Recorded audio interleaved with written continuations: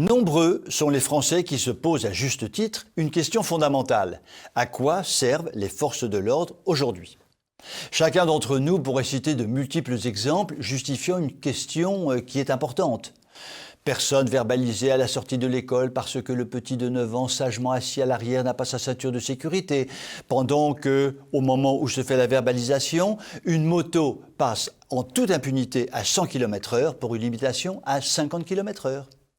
Personne verbalisé parce que son ticket de stationnement indique un stationnement d'1 heure, or cette heure est dépassée de 10 minutes. Manifestation d'extrême gauche ultra-violente à Nantes, avec de nombreuses vitrines brisées, mais pas un manifestant verbalisé par les forces de l'ordre.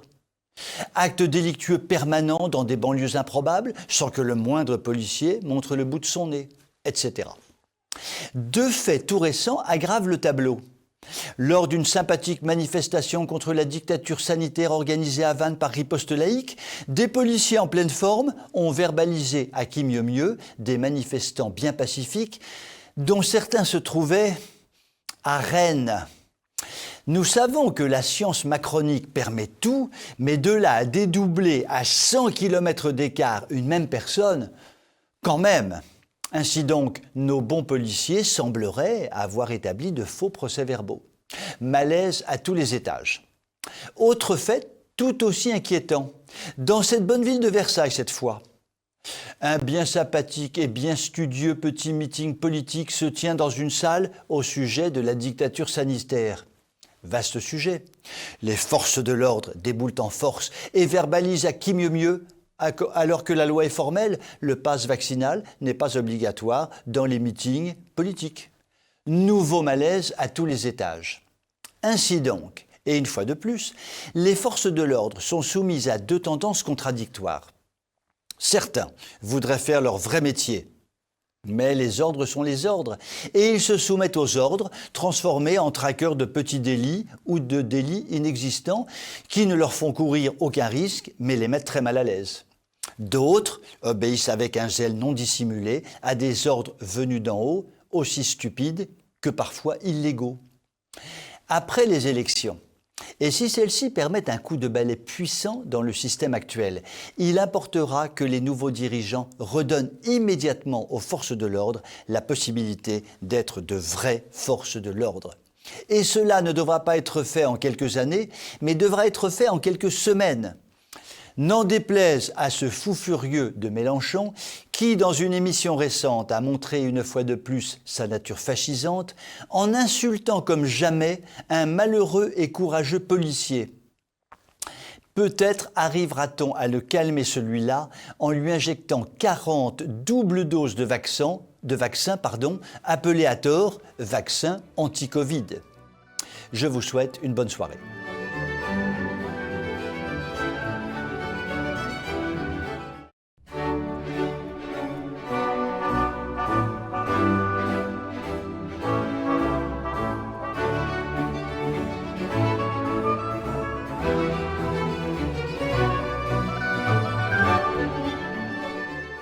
S'il est un pays qui a une chance de cornu, c'est bien la France. Chaque année, quand sortent les chiffres sur l'immigration, la France gagne à tous les coups, et cela depuis plusieurs dizaines d'années. L'immigration ne cesse de progresser d'une année sur l'autre. Ça, c'est une vraie chance où je ne m'y connais pas. Parlons chiffres. Quoi qu'ils nous disent les chiffres, en 2021, le ministère de l'Intérieur en général, et Moussa Darmarien en particulier, explique avec gourmandise qu'en dépit de la crise du Covid, la pression migratoire s'est accentuée. Génial, trop bien. En effet, prenons par exemple les titres de séjour. 280 000 en 2021, soit presque 100 000 de plus qu'il y a 10 ans. Trop bien. Prenons par exemple les demandes d'asile. Plus de 100 000 en 2021, soit plus du double des demandes d'asile d'il y a 10 ans. Trop bien! Prenons les exemples des clandestins. Si l'on sait que 30 000 clandestins ont été interpellés en 2021 dans la seule région de Nice et que 30 000 clandestins sont passés en Angleterre à partir de la côte normande, il n'y a pas besoin d'avoir fait Polytechnique pour savoir que les immigrés clandestins ont dû représenter la modique somme de 100, 200, 300 000 personnes l'année dernière. Trop bien. Ce qui veut dire que l'immigration qu'a supporté la France en 2022 doit représenter quelque chose qui tourne autour de 500 à 600 000 personnes. Trop bien. Nous savons tous que l'immigration de travail ne représente que 20 à 40 000 personnes. Ainsi donc, nous avons accueilli l'année dernière de l'ordre de 500 000 personnes qui ne sont pas des travailleurs et qu'il a fallu loger, nourrir, habiller, éduquer, transporter, etc. L'État, les organismes sociaux, les associations et tutti quanti ont financé tout cela avec nos impôts ou avec nos prélèvements sociaux, bien évidemment. Ce qui va nous coûter à nous, les vaches à lait halal du système, des milliards et des milliards d'euros. Trop bien. Lorsque les candidats à la présidence de la République de la droite ou du centre font du problème de l'immigration le problème numéro 1 de la France, grâce à l'effet Zemmour, nous pouvons commencer à espérer que la folie de l'accueil inconditionnel va connaître un coup d'arrêt à partir du printemps prochain, de par la magie du licenciement sans préavis de Macronor emmerdator. Licenciement pour faute grave tellement mérité. Je vous souhaite une bonne soirée.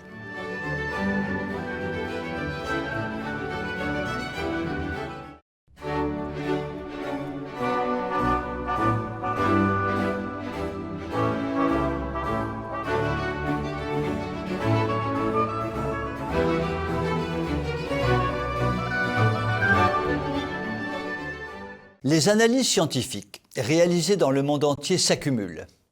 Les langues des plus grands médecins et chercheurs du monde entier, qui étaient plutôt des langues de bois, commencent à se délier.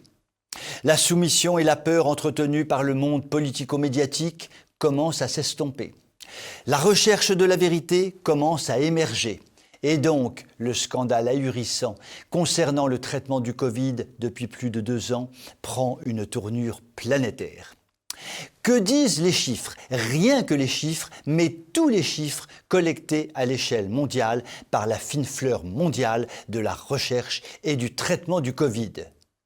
Que le virus aura tué, dans une proportion extraordinairement élevée, les plus de 65 ans. En effet, 90% des morts du Covid ont plus de 65 ans. Et à l'intérieur de ces 90%, environ la moitié a plus de 85 ans.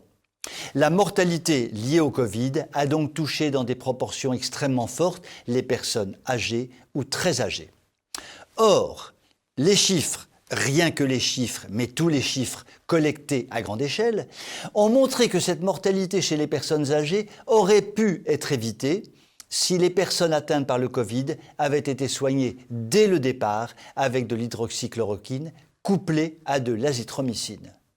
Les chiffres, rien que les chiffres, mais tous les chiffres collectés à grande échelle, révèlent que la mortalité chez les plus de 65 ans, traitée avec de l'hydroxychloroquine et de l'azithromycine, a été 2 fois plus faible que celle qui a été constatée chez ceux qui n'ont pas été traités de cette façon.